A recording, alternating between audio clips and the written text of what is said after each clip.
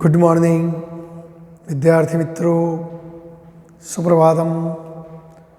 धोरण 12 भौतिक विज्ञान पाठ 11 विकिरण અને દ્રવ્યની દ્વૈત પ્રકૃતિની વાત આપણે કરી રહ્યા છીએ મિત્રો। અગાઉના લેક્ચરમાં આપણે ફોટોઇલેક્ટ્રિક અસરની ઘણી બધી વાતો કરી। આજે આપણે एक नवो प्रश्न જોઈએ मित्रों कि भाई फोटोइलेक्ट्रिक असरनी समजूती आपवामां આપણો तरंगवाद एटले कि प्रकाशने तरंग स्वरूपे लईने ए समझीए तो शुं आ प्रकाशना तरंगवादथी फोटोइलेक्ट्रिक असरनी समजूती आपी शकाय? तो मित्रों एवी केटलीक बाबतो छे कि जे बाबतो प्रकाशना तरंगवादथी समझी शकाती नथी। मित्रों 19મી સદીના અંત સુધીમાં પ્રકાશના તરંગ સ્વરૂપના અસ્તિત્વની માહિતી પ્રસ્થાપિત થઈ ચૂકેલી કે ભાઈ પ્રકાશ એક વિદ્યુત ચુંબકીય તરંગ છે। હર્ટ્ઝ, મેક્સવેલ આ બધા વૈજ્ઞાનિકોએ સંશોધનો દ્વારા આપણને માહિતી આપી કે પ્રકાશ એક વિદ્યુત ચુંબકીય તરંગ છે જેમાં વિદ્યુત ક્ષેત્ર E અને ચુંબકીય ક્ષેત્ર બી એકબીજાને લંબ અને પ્રસરણની દિશાને પણ લંબ હોય એ રીતે દોલનો કરી અને આવું તરંગ સ્વરૂપ ધરાવે છે। આપણે અગાઉના ગયા પાઠમાં વ્યતિકરણની ઘટના, સહાયક વ્યતિકરણ થાય એવું ક્યારે કહેવાય? શૃંગ સાથે શૃંગ સંપાત થાય કે ગર્ત સાથે ગર્ત। હવે શૃંગ અને ગર્ત એટલે તરંગ સ્વરૂપમાં જ આવે મિત્રો।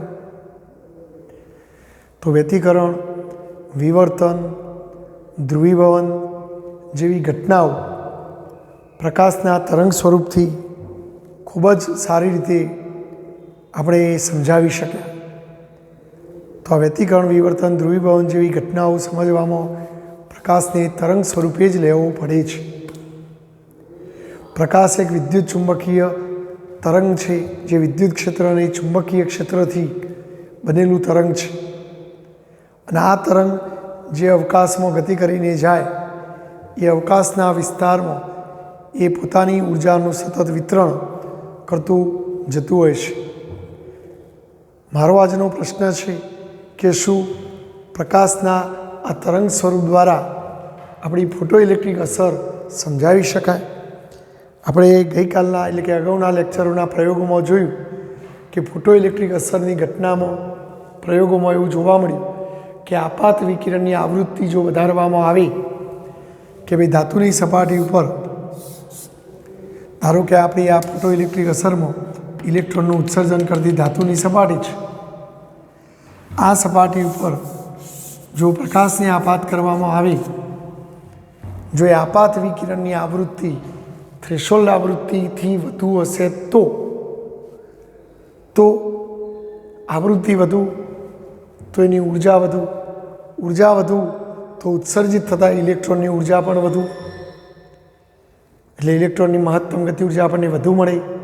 તો એને રોકવા માટે સ્ટોપિંગ પોટેન્શિયલ પણ વધુ મળે તો V0 વધે, ઉત્સર્જિત થતા ઇલેક્ટ્રોનની ગતિ ઉર્જા વધે। પણ આપણે પ્રયોગમાં એવું જોવા મળતું હતું કે ફોટોઇલેક્ટ્રિક પ્રવાહ અચળ રહેતો હતો। આવૃત્તિ આપણે F1, F2, F3 લાલ, પીળોનો જાંબલી રંગ લેતા હતા તો પ્રવાહ અચળ રહેતો હતો। પછી તીવ્રતાની પણ આપણે વાત કરેલી કે આપાત વિકિરણની તીવ્રતા વધે તો પ્રવાહ વધતો હતો પણ ઉત્સર્જાતા ઇલેક્ટ્રોનની સંખ્યા વધતી હતી તો જ પ્રવાહ વધે। સ્ટોપિંગ પોટેન્શિયલ અને ઇલેક્ટ્રોનની ગતિ ઉર્જા અચળ રહેતી હતી। આ આપણી ફોટોઇલેક્ટ્રિક અસરની માહિતી છે મિત્રો। તો ફોટો ઇલેક્ટ્રિક અસરના પ્રાયોગિક અવલોકનોમાં આ જોવા મળે છે। શું તરંગવાદથી આ વાત સાચી છે એવું સમજાવી શકાય મિત્રો? તો જોઈએ આપણે। ધારો કે આપણી આ ધાતુની સપાટી છે મિત્રો, આ સપાટીમાં અસંખ્ય પરમાણુ અને દરેક પરમાણુ પાસે બહારની કક્ષામાં આવા મુક્ત ઇલેક્ટ્રોન હોય। જો આપણે પ્રકાશને તરંગ સ્વરૂપે આપાત થતો ધારીએ કે ભાઈ ચાલો અહીંથી જે પ્રકાશ આવે છે એ આવું તરંગ સ્વરૂપ ધરાવે છે એવું ધારી લઈએ, બરાબર। એટલે કે પ્રકાશના તરંગ સ્વરૂપ મુજબ આપણે વાત કરીએ. હવે તરંગમાં મિત્રો આ મધ્યમાન શાંતિ અધિકતમ સ્થાનાંત અને એનો કંપ વિસ્તાર કહેવાય, એમ્પ્લિટ્યૂડ, જેને આપણે જો વિદ્યુત ક્ષેત્ર હોય તો વિદ્યુત ક્ષેત્રનો કંપ વિસ્તાર E0, ચુંબકીય ક્ષેત્ર હોય તો ચુંબકીય ક્ષેત્રનો કંપ વિસ્તાર B0. આપણે અગાઉ તરંગના ચેપ્ટરમાં ભણી ગયા કે તરંગની તીવ્રતા I બરાબર E/A × T. I એટલે ક્ષેત્રફળ, T એટલે સમય અને E એટલે ઉર્જા. વળી તરંગની ઉર્જા E બરાબર 1/2 K² 11માં સૂત્ર આવતું હતું. તરંગની તીવ્રતા એ કંપ વિસ્તારના વર્ગના સમપ્રમાણમાં, તો ઉર્જા E ચલે છે A². તો જો ઉર્જા અહીંયા અંશમાં આવે છે તો ઉર્જા E ચલે છે A² છેદમાં ક્ષેત્રફળનો સમય. માટે આપણે તરંગના ચેપ્ટરમાં કહેતા હતા કે તરંગની તીવ્રતા એ કંપ વિસ્તારના વર્ગના સમપ્રમાણમાં હોય. તો પ્રકાશના તરંગ સ્વરૂપ મુજબ જો ધાતુની સપાટી ઉપર પ્રકાશ એટલે કે આપણું વિકિરણ તરંગ સ્વરૂપે આપાત થતું લઈએ તો એ તરંગની તીવ્રતા એ કંપ વિસ્તારના વર્ગના સમપ્રમાણમાં હોય છે. અને આ વિકિરણ ઉર્જા જો મોટો કંપ વિસ્તાર હોય મિત્રો, મોટો કંપ વિસ્તાર હોય તો તરંગ ઉપર ઉર્જા વધુ પથરાયેલી હોય. જો નાનો કંપ વિસ્તાર હોય તો તરંગ ઉપર ઉર્જા ઓછી પથરાયેલી હોય. તો આમ તરંગની તીવ્રતા વધુ તો કંપ વિસ્તાર વધુ હશે, અને કંપ વિસ્તાર વધુ હશે તો ઉર્જા વધુ હશે. તો મારો કહેવાનો મતલબ એ છે કે જો તરંગની તીવ્રતા વધુ તો તેવા તરંગની ઉર્જા વધુ હોય. બરાબર, તરંગવાદ મુજબની વાત ચાલે છે. તો તરંગવાદ મુજબ મિત્રો વિકિરણની ઉર્જા એ તરંગ ઉપર પથરાયેલી હોય, અને જે વિદ્યુત ચુંબકીય તરંગનો કંપ વિસ્તાર વધુ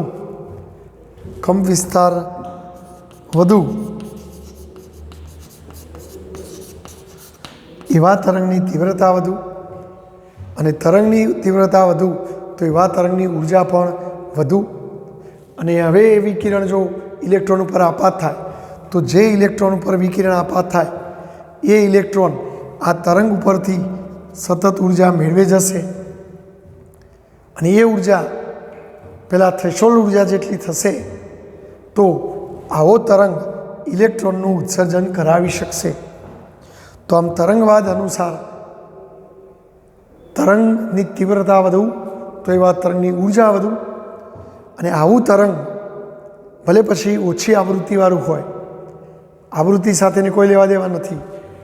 ઉર્જા તરંગની તીવ્રતા વધુ તો ઉર્જા એની વધુ થશે, અને જો એ ઉર્જા આપણી સપાટી ઉપરના જે ઇલેક્ટ્રોન દ્વારા એનું શોષણ થાય એ ઇલેક્ટ્રોન એ ઉર્જા સતત મેળવે, અને એ ઉર્જા મેળવ્યા પછી જો એ ઉર્જા એની થ્રેશોલ્ડ ઉર્જા જેટલી થઈ જાય, વર્ક ફંક્શન કાર્યવિધેય જેટલી થઈ જાય, તો એવા સંજોગોમાં એ તરંગથી પણ ઇલેક્ટ્રોનનું ઉત્સર્જન થઈ શકે. તો આમ તીવ્રતા વધુ તો ઉર્જા વધુ, અને જેટલી ઉર્જા વધુ એટલું ઉત્સર્જન પણ વધુ થાય, અને ઉત્સર્જન વધુ થાય તો ફોટો ઇલેક્ટ્રિક ઉર્જા એની વધુ તો ઉત્સર્જિત થતા ઇલેક્ટ્રોનની ઉર્જા પણ વધે. ભાઈ, તો તેવા તરંગની ઉર્જા વધુ તો ઉત્સર્જિત થતા ઇલેક્ટ્રોનની ઉર્જા વધુ હશે. ઇલેક્ટ્રોનની ઉર્જા વધુ તો એને રોકવા માટે સ્ટોપિંગ પોટેન્શિયલ પણ વધુ હોવું જોઈએ. તો હું એમ કહું છું કે તરંગવાદ મુજબ તીવ્રતા વધુ તો એવા તરંગની ઉર્જા વધુ, માટે એવા તરંગ દ્વારા આપણા ઇલેક્ટ્રોનને વધુ ઉર્જા મળે તો ઉત્સર્જિત થતાં ઇલેક્ટ્રોનની પણ ઉર્જા વધુ, ઉર્જા વધે તો એને રોકવા સ્ટોપિંગ પોટેન્શિયલ વધે. તો તીવ્રતા વધે એમ V0 વધવું જોઈએ. બરાબર, અહીં આવૃત્તિ સાથેને કોઈ લેવા દેવા નથી, એટલે થ્રેશોલ્ડ આવૃત્તિના અસ્તિત્વનું કોઈ મહત્ત્વ નથી. અને આ વાત તમે જોઈ શકો છો પ્રાયોગિક બાબતોથી તદ્દન વિપરીત છે. જો પ્રાયોગિક બાબતોમાં શું હતું કે આપાત વિકિરણની તીવ્રતા વધે તો ફોટો ઇલેક્ટ્રિક પ્રવાહ વધે છે, ઇલેક્ટ્રોનની સંખ્યા વધે છે, પણ સ્ટોપિંગ પોટેન્શિયલ અને ઉર્જા તો અચળ રહે છે. જ્યારે આ શું કહે છે કે ઉર્જા વધે, V0 વધે, તો એનો મતલબ કે આ વાત આપણી પ્રાયોગિક બાબત સાથે સુસંગત નથી. તો આમ તરંગવાદ સ્વરૂપ લઈને આ વાત કરીએ તો આ બાબત સમજાવવામાં એ ખોટો ઠરે છે. બરાબર. જોખો પ્રકાશ હોય તો એની તીવ્રતા ઓછી હોય. બરાબર મિત્રો. પણ અહીંયા આપણે તીવ્રતા વધુ લઈએ તો એની ઉર્જા વધુ થશે. તો બોલો મારી વાત સમજ્યા?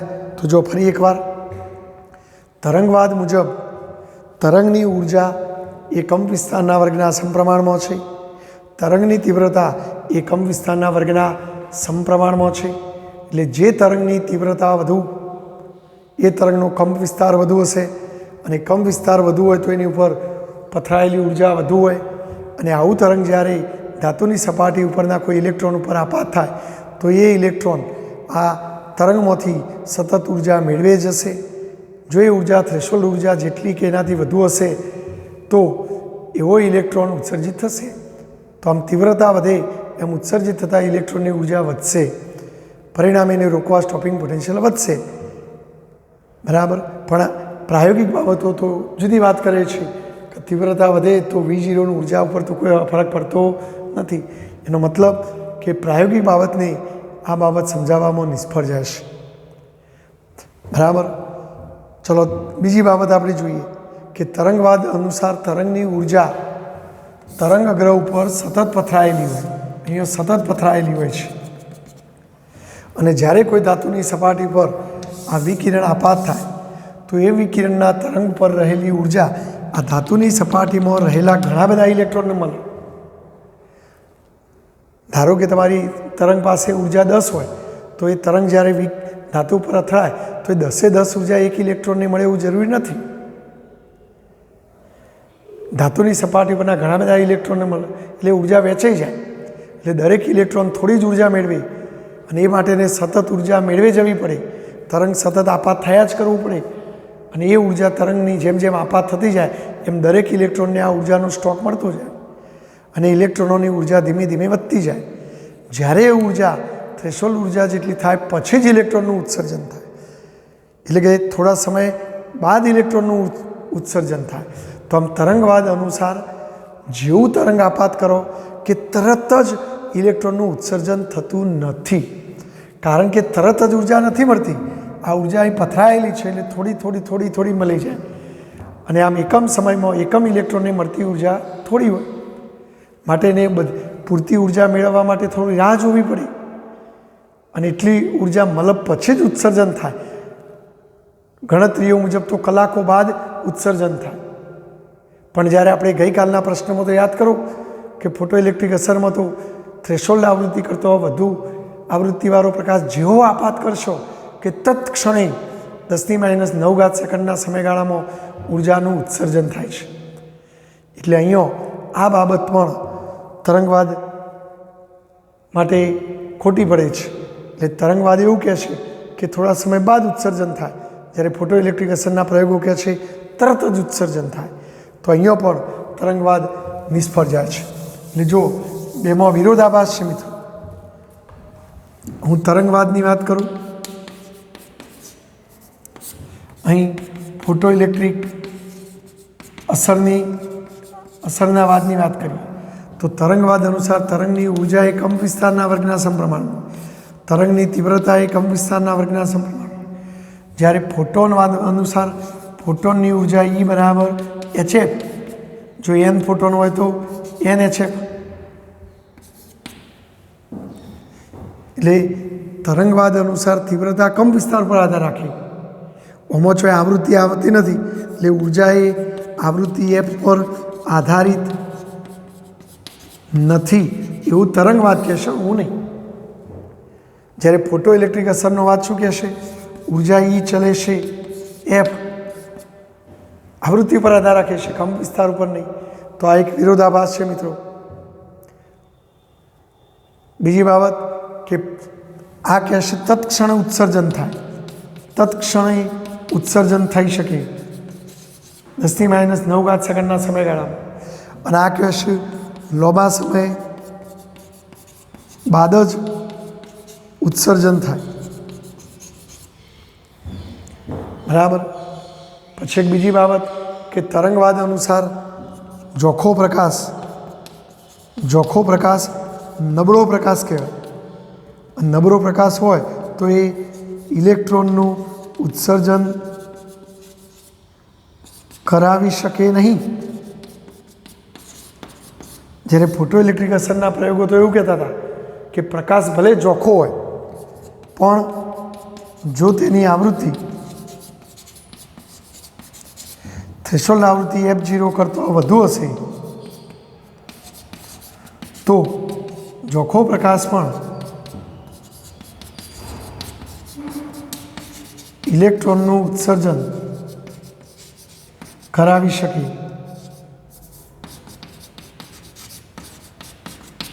એટલે આમ એવી કેટલીક બાબતો હતી કે જેમાં તરંગવાદ ખોટા ઠરતા હતા.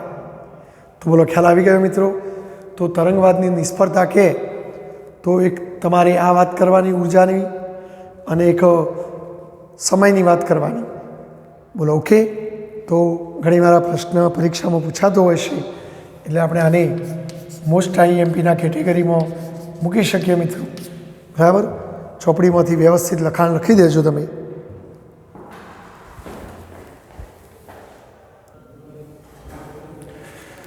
ચલો મિત્રો, હાલ જ આપણે વાત કરી કે ભાઈ ફોટોઇલેક્ટ્રિક અસરની સમજૂતી આપવામાં તરંગવાદ નિષ્ફળ જાય છે. તો પછી આપણો પ્રકાશ કેવો હશે?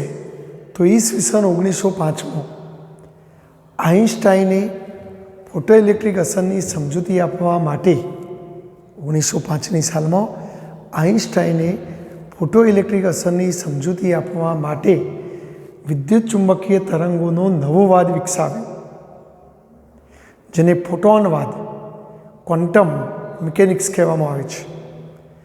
આઇન્સ્ટાઈનના મત મુજબ ધાતુની સપાટીમાંથી ફોટો ઇલેક્ટ્રોનનું ઉત્સર્જન પેલા વિકિરણ ઉર્જાના સતત શોષણને કારણે નથી થતું. આઇન્સ્ટાઈનની વાત સાંભળીએ આપણે તરંગવાદમાં શું કીધું ભાઈ? કે તરંગવાદમાં આપણે એવું કીધું કે ઉર્જા તરંગ ઉપર સતત પથરાયેલી હોય. એટલે એ સતત ઉર્જા સતત પથરાયેલી હોય છે અને જેમ જેમ તરંગ આવે એમ ઉર્જા આપણા ઇલેક્ટ્રોનને મળે. પણ આઇન્સ્ટાઈન કહેશે નહીં, ઉર્જા આ રીતે સતત પથરાયેલી નથી હોતી,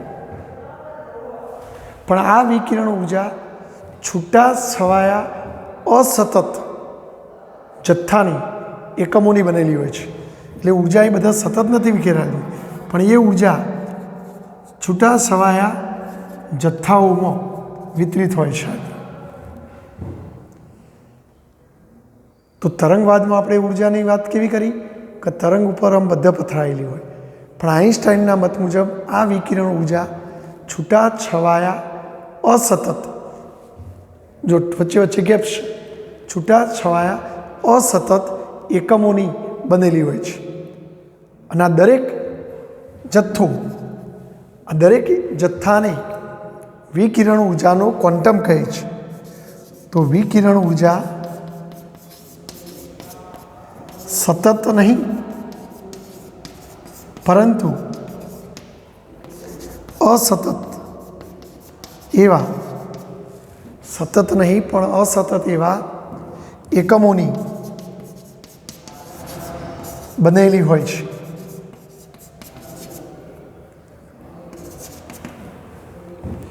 અને આ દરેક અસતત એકમને આપણા વિકિરણની ઉર્જાનો ક્વોન્ટમ, બીજા શબ્દોમાં ફોટોન કહે છે. તો આઇન્સ્ટાઈનના મત મુજબ આ દરેક જથ્થાને આપણા વિકિરણની ઉર્જાનો ક્વોન્ટમ, બીજા શબ્દોમાં ફોટોન કહે છે. એટલે આઇન્સ્ટાઈને પ્રકાશને આવા ફોટોન કણોનો બનેલો છે ઉધાર્યો. અને આવા દરેક ફોટોનની ઉર્જા, વિકિરણ ઉર્જાના દરેક ફોટોનની ઉર્જા HF જેટલી, એફ નાખ્યો તો ન્યૂ, H ન્યૂ જેટલી હોય છે. જે એચ એ પ્લાન્ક અચળાંક છે મિત્રો, પ્લાન્ક અચળાંક જેનું મૂલ્ય 6.625 ગુણ્યા 10⁻⁻34 જૂલ ઇન્ટુ સેકન્ડ છે. તો આ અચળાંક આપણે હંમેશ માટે યાદ રાખીશું, કારણ કે આપણા દાખલાઓમાં આ અચળાંકની કિંમત આવશે. એક ફોટોનની ઉર્જા એચની અથવા એચએફ સૂત્રથી શોધી શકાય. અને જ્યારે આ વિકિરણ ધાતુની સપાટી પર આપાત થાય ત્યારે આ ઇલેક્ટ્રોનને ફોટોન ટકરાતો હોય છે, અને એક ફોટોન પોતાની ઉર્જા ઇલેક્ટ્રોનને આપી અને ઉત્સર્જન કરાવવાનો પ્રયત્ન કરે. ટૂંકમાં એક ફોટોન દ્વારા એક ઇલેક્ટ્રોનનું ઉત્સર્જન શક્ય બને. પણ એ ક્યારે શક્ય બને? જો આ ધાતુનું વર્ક ફંક્શન φ0, જેને તમે HF0 અથવા એફ ના લખો તો H0 કહેતા હતા. ધારો કે હું તમને એમ કહું કે આ ધાતુમાંથી ઇલેક્ટ્રોનનું ઉત્સર્જન કરાવવા માટે 5 eV ઉર્જાની જરૂર છે. જો તમારા ફોટોનની ઉર્જા 5 eV અથવા એનાથી વધુ હશે તો જ આવા ફોટોન સપાટી ઉપરના ઇલેક્ટ્રોનનું ઉત્સર્જન કરાવી શકે. એટલે કે આઇન્સ્ટાઈનના મત મુજબ ફોટોઇલેક્ટ્રિક અસરમાં ઇલેક્ટ્રોન આપણા વિકિરણના એચની ઉર્જાવાળા ફોટોનનું શોષણ કરે છે. જો આ શોષાયેલા ફોટોનની ઉર્જા આપણા વિકિરણ ધાતુના કાર્યવિધેય વર્ક ફંક્શન φ0 કરતો વધુ હશે તો જ ઇલેક્ટ્રોનનું ઉત્સર્જન થશે. ચલો આપણે એક કામ કરીએ. આપાત વિકિરણની આવૃત્તિ જો ન્યૂ હોય તો એના એક ફોટોનની ઉર્જા કેટલી થાય મિત્રો? એચની. અને માટે ઉત્સર્જન માટેની શરત કે ભાઈ આ એચની કિંમત તમારા વર્ક ફંક્શન φ0 કરતો વધુ હોવી જોઈએ. તો આવા ફોટોનનું શોષણ કરીને ઇલેક્ટ્રોન ઉત્સર્જિત થાય. જો આ ઇલેક્ટ્રોન ઉત્સર્જિત થયો એની મહત્તમ ગતિ ઉર્જા કે મેક્સિમમ કેટલી હોય તો એ આપણે સમજીએ. જો ધ્યાન આપજો. જો આ ધાતુ છે આપણી, ચલો ધાતુની સપાટીમાંથી ઇલેક્ટ્રોનનું ઉત્સર્જન કરાવવા માટે ખાલી સમજાવવા માટે આંકડો લખું છું કે 5 eV ઉર્જાની જરૂર છે. અહીંથી જે વિકિરણ આપાત થાય છે એના ફોટોનની ઉર્જા એચની, દાખલા તરીકે હું એમ કહું 8 eV છે, તો જો અહીંથી તમે જે ફોટોન આપાત કર્યો એ ફોટોનની ઉર્જા 8 છે. હવે 8 ઉર્જા આપણો ફોટોનની 8 ઉર્જા આપણો ઇલેક્ટ્રોન મેળવશે, પણ એ 8માંથી આ વર્ક ફંક્શન જેટલી તો હોય ને ધાતુમાંથી બહાર આવવામાં જ અંદર જ વપરાઈ જશે. કારણ કે ધાતુના બંધનમાંથી પેલા આકર્ષણ બળોની વિરુદ્ધ બહાર નીકળવા માટે કંઈક શક્તિ વાપરવી પડે, તો આ 5 જેટલી તો તેઓ વાપરી જ નાખશે. તો એ તમે જો 8માંથી 5 જાય તો 3 વધે, અને 3 જેટલી ઉર્જા લઈને ઇલેક્ટ્રોન 3 જેટલી ઉર્જા લઈને ઉત્સર્જિત થશે અને એ ઉર્જાના પ્રતાપે એ ગતિ કરશે, તો એ ગતિ ઉર્જા કહેવાય. તો આ ઉત્સર્જિત સપાટી ઉપરથી ઉત્સર્જિત થતા ઇલેક્ટ્રોનની મહત્તમ ગતિ ઉર્જા કે મેક્સિમમ 3 હશે. ચલો 8 એ શું છે મિત્રો? આપાત વિકિરણની ઉર્જા એચની છે, અને 5 એ ધાતુનું વર્ક ફંક્શન છે. તો આ રીતે આઇન્સ્ટાઈને આવું એક સમીકરણ તૈયાર કર્યું કે ભાઈ ઉત્સર્જિત થતા ઇલેક્ટ્રોનની મહત્તમ ગતિ ઉર્જા કેટલી હોય? તો સપાટી ઉપરથી ઉત્સર્જિત થતા ઇલેક્ટ્રોનની મહત્તમ ગતિ ઉર્જા આપાત ફોટોનની ઉર્જામાંથી વર્ક ફંક્શન બાદ કરો એટલી હોય. બરાબર. જો એચની ઇઝ ગ્રેટર દેન φ0, જો આ પદ મોટું ને આ પદ નાનું હોય તો મોટામાંથી નાનું બાદ થાય તો કે મેક્સિમમ ધન મળે. પણ જો એચની ઇઝ લેસ દેન φ0 થાય, એટલે કે આ પદ નાનું અને આ પદ મોટું, તો નાનામાંથી મોટું બાદ થાય તો ગતિ ઉર્જા કે મેક્સિમમ માઇનસ થાય. એટલે કે ઋણ કે મેક્સિમમ ઋણ મળી જાય. હવે ગતિ ઉર્જા કદી ઋણ ના હોય, કારણ કે ગતિ ઉર્જાનું સૂત્ર 1/2 mv².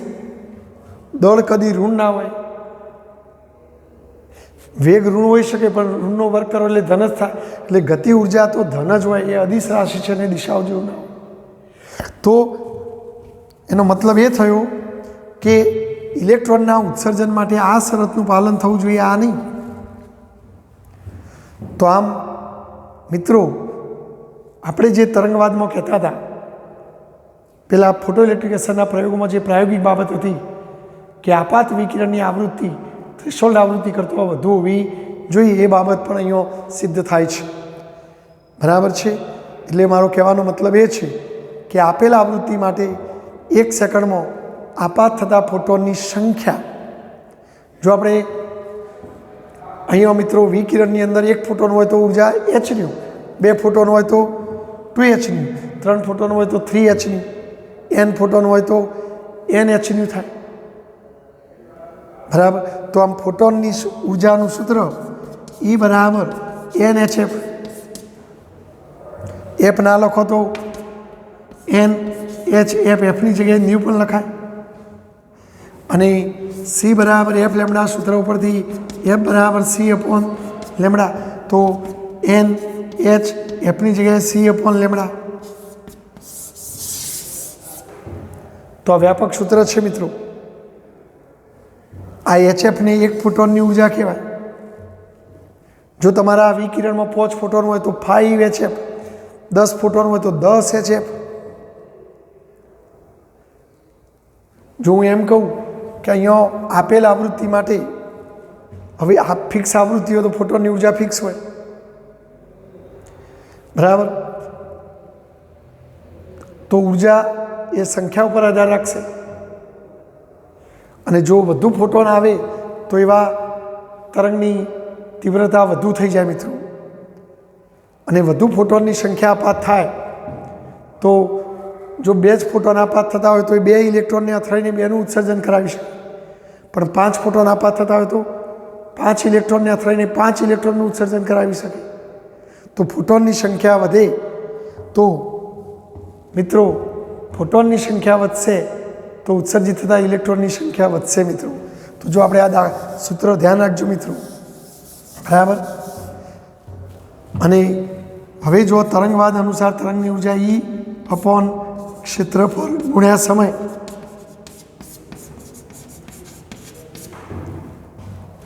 જો એની જગ્યાએ હું nhf લખું મિત્રો, તો nhf અપોન ક્ષેત્રફળ ગુણ્યા, જો ક્ષેત્રફળ એટલે એરિયા એ, સમય t, તો તીવ્રતા I એ સંખ્યાના સમપ્રમાણમાં થશે મિત્રો. તો ફોટોનની સંખ્યા એ તીવ્રતા નક્કી કરશે. તો જો ફરી એકવાર મિત્રો, આઈન્સ્ટાઈનની વાત,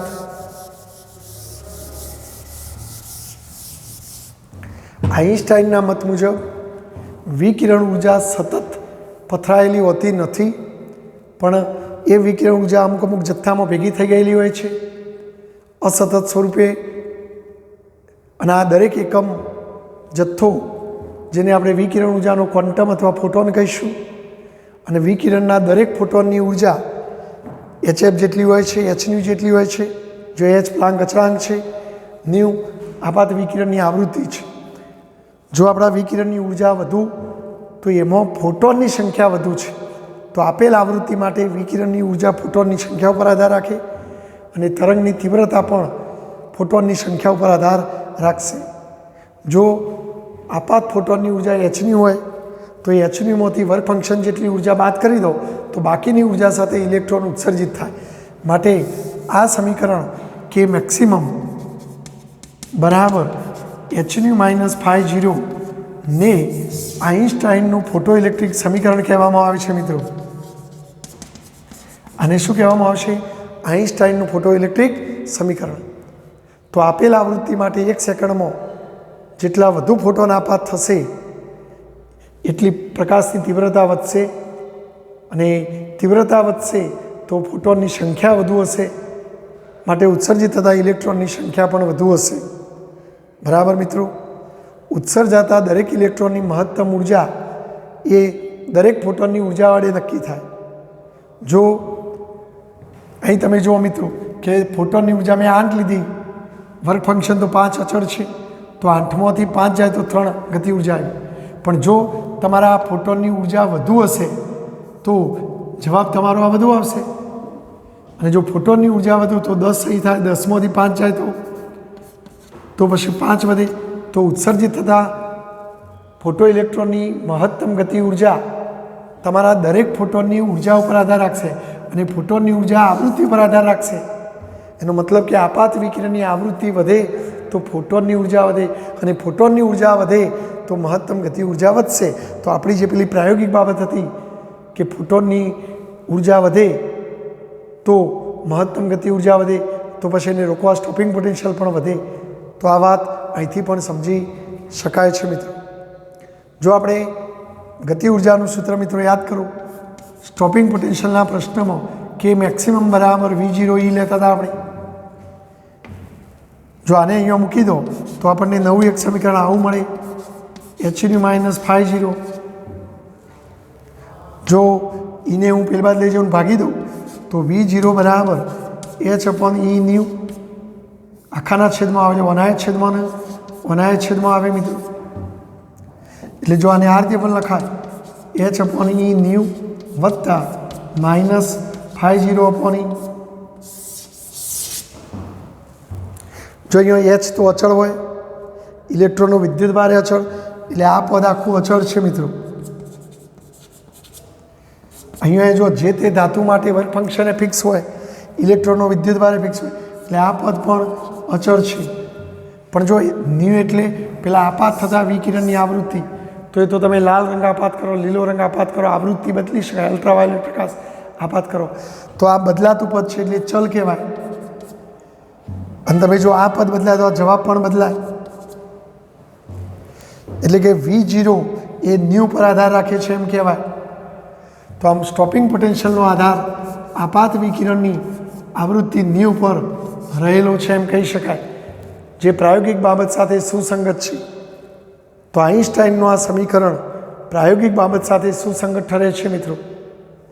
વળી તમે જુઓ આ બદલાય છે એટલે એને હું ચલ કહું, ધારો કે એને x અક્ષ ઉપર લઉં, V0 ને y અક્ષ ઉપર લઉં, તો આ સમીકરણ આપણા ગણિતના સમીકરણ y બરાબર mx પ્લસ c ટાઈપનું જ બને છે.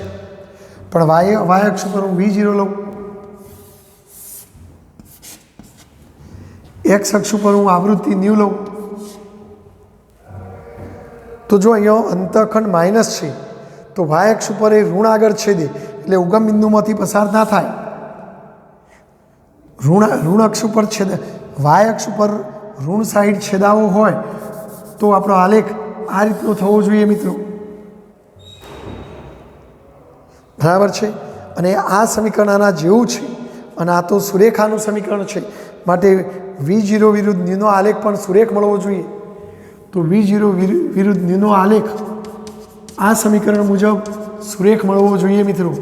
કારણ કે આ સમીકરણ ગણિતના સમીકરણ y બરાબર mx પ્લસ c ટાઈપનું છે. વળી એ ઉગમ બિંદુમાંથી નહીં જતું હોય, કારણ કે આ પદ 0 નથી, ઋણ છે, તો એનો મતલબ કે y અક્ષ ઉપર ઋણ સાઈડમાંથી આલેખ છેદતો હોવો જોઈએ. તો આને y અક્ષ ઉપરનો અંતઃખંડ કહેવાય. અને અંતઃખંડ કેટલો હશે? φ0/e જેટલો હશે. વળી ગણિતમાં એક્સના સહગુણકને ઢાર કહેવાય. એમ આપણે એક્સ અક્ષ ઉપર ન્યૂ છે તો ન્યૂનો સહગુણક h/e, તો આ આલેખનો ઢાર h/e આવવો જોઈએ. અને આપણી પ્રાયોગિક બાબતમાં પણ આ આલેખનો ઢાર h/e આવતો હતો. તો મિત્રો આઈન્સ્ટાઈનનું આ ફોટો ઇલેક્ટ્રિક સમીકરણ છે મિત્રો. દાખલા ગણવા માટે આ બહુ અગત્યનું છે. તો આમ આ સમીકરણ કે મેક્સિમમ બરાબર h-φ0 ને આઈન્સ્ટાઈનનું ફોટો ઇલેક્ટ્રિક સમીકરણ કહેવામાં આવે છે. આ સૂત્ર ઉપરથી કહી શકાય કે V0 વિરુદ્ધ ન્યૂના આલેખનો ઢાર h/e મળશે. આમ આ સમીકરણ ફોટો ઇલેક્ટ્રિક અસરની પ્રાયોગિક બાબત સાથે બધી રીતે સુસંગત છે. વળી એક ફોટોનના શોષણથી એક ઇલેક્ટ્રોનનું ઉત્સર્જન થાય, તો જો તીવ્રતા વધુ હશે તો એમાં ફોટોનની સંખ્યા વધુ હશે, આવૃત્તિ વધુ નથી હોતી. કારણ કે દરેક ફોટોનની ઉર્જા ફિક્સ હોય hν, પણ તીવ્રતા વધુ એટલે ફોટોનની સંખ્યા વધુ હોય છે. અને ફોટોનની સંખ્યા વધુ તો ઉત્સર્જાતા ઇલેક્ટ્રોનની સંખ્યા વધુ, કારણ કે એક ફોટોન એક ઇલેક્ટ્રોનનું ઉત્સર્જન કરાવે, 10 ફોટોન હોય તો 10 ઇલેક્ટ્રોનનું ઉત્સર્જન કરાવે.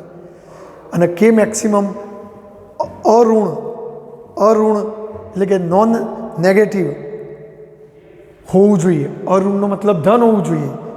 જો આ પદ નાનું હશે ને મોટું હશે તો કે મેક્સિમમ ઋણ આવશે અને ગતિ ઉર્જા કદી ઋણ ના આવે તો ઉત્સર્જન ના થાય. તો ઉત્સર્જન થવા માટે આ પદ જ મોટું હોવું જોઈએ, એટલે એચન્યુ ઇઝ ગ્રેટર દેન φ0 જ હોવું જોઈએ. બરાબર. તો આ વસ્તુ તમે ધ્યાન રાખજો મિત્રો. અને φ0 એટલે તમે જાણો જ છો, φ0 એટલે HF0 અથવા HNU0, બંને બાજુ HH જતો રહો તો ન્યુ ઇઝ ગ્રેટર દેન ન્યુ0, એટલે કે આપાત વિકિરણની આવૃત્તિ થ્રેશોલ્ડ આવૃત્તિ કરતાં વધુ જ હોવી જોઈએ તો ઉત્સર્જન થાય. તો આઇન્સ્ટાઈનનું ફોટો ઇલેક્ટ્રિક સમીકરણ મેં તમને સમજાવ્યું મિત્રો. મિત્રો આપણે જે કંઈ બધું ભણ્યા એ ઘણીવાર અલગ રીતે પ્રશ્ન પૂછાતું હોય છે કે ફોટો ઇલેક્ટ્રિક પ્રવાહ તીવ્રતાના સમપ્રમાણમાં સાથી હોય છે. તો આપણે જો અગાઉ પણ એક દિવસ તીવ્રતાની વ્યાખ્યા આપી હતી કે ભાઈ આ એકમ ક્ષેત્રફળવાળી સપાટી ઉપર જો આ સપાટીનું ક્ષેત્રફળ 1 એકમ હોય તો આ 1 સેકન્ડમાં આપાત થતી ઉર્જાને આપણે તીવ્રતા કહેતા. પેલા વિદ્યુત ચુંબકીય તરંગોના ચેપ્ટરમાં પણ આપણે વાત કરી હતી, 11માં પણ વાત કરી હતી કે ભાઈ એકમ ક્ષેત્રફળવાળી સપાટી ઉપર એકમ સમયમાં આપાત થતી ઉર્જાને વિકિરણની તીવ્રતા કહેવાય. 11માં આપણે તીવ્રતાનું સૂત્ર I = E/A/T હતું. આઇન્સ્ટાઈનના ફોટો ઇલેક્ટ્રિક સમીકરણના મત મુજબ E = NHF થાય. હવે જો તમે એકમ ક્ષેત્રફળ લો તો એની કિંમત 1 મૂકો, એકમ સમય લો તો તેની કિંમત 1 મૂકો, તો I = NHF થાય. એમાં જો H તો અચળાંક છે, H તો શું છે મિત્રો? અચળાંક છે. બરાબર. તો H અચળ છે તો તીવ્રતા N અને F ઉપર આધાર રાખતી હોય છે એવું કહેવાય.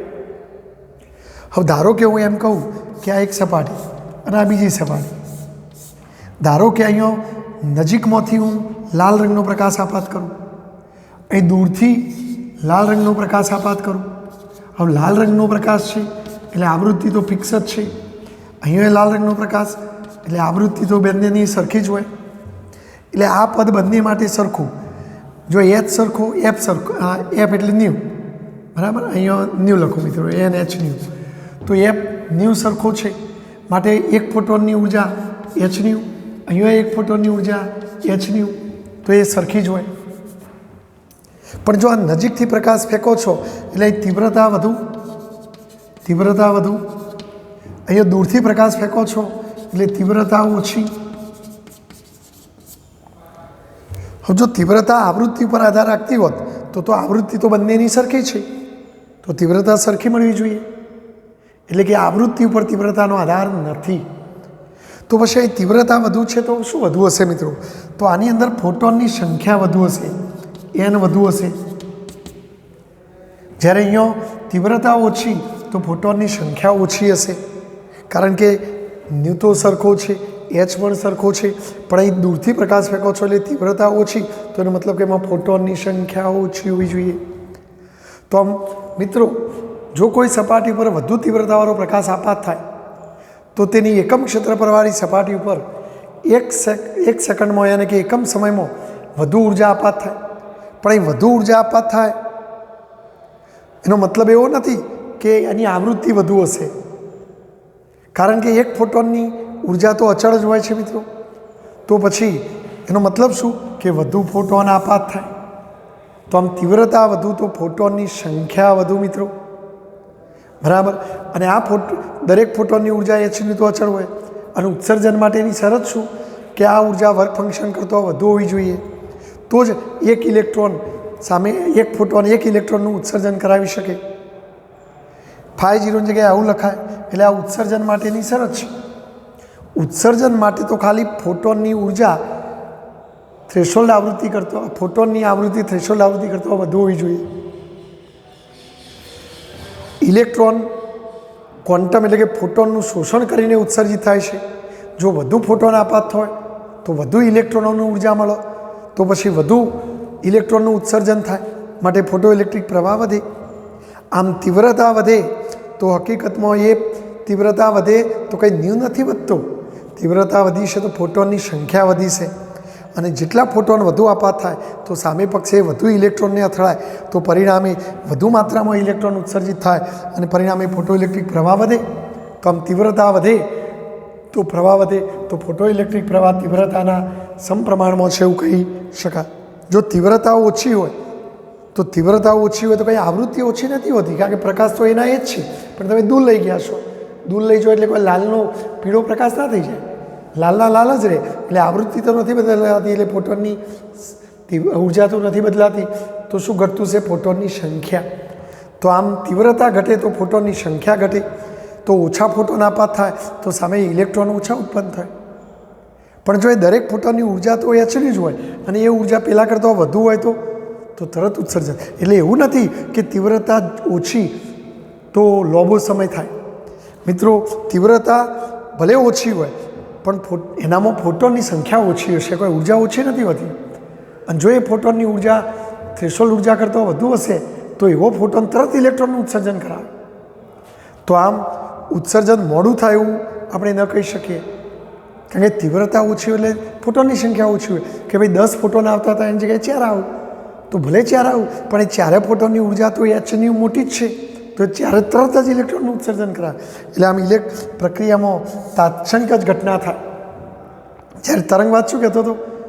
તીવ્રતા ઓછી તો નબળો પ્રકાશ, તો ઇલેક્ટ્રોનનું ઉત્સર્જન કરાવવામાં બહુ સમય લે. પણ એવું અહીંયા નથી મિત્રો.